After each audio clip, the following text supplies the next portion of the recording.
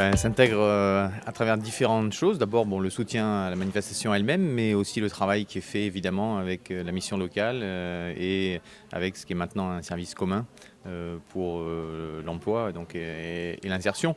Et c'est important, quand j'étais conseiller régional, j'avais poussé à ce que le forum qui était à l'époque le forum de la ville soit intégré à cette semaine de l'emploi. Ça a été fait en 2014 après mon élection et je trouve que c'était important pour moi d'avoir cette cohérence de l'action.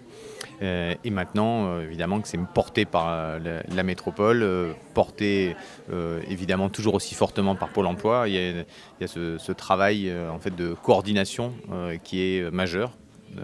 Et puis évidemment l'efficacité de ces forums, encore plus je crois avec la nouvelle formule de cette année.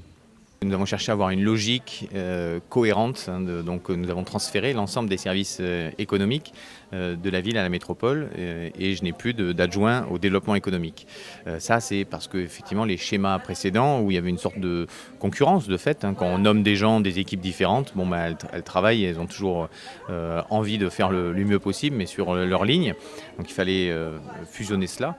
Et puis également avoir cette cohérence sur la compétence, la montée en charge de la métropole qui ne peut pas juste s'attacher au développement économique.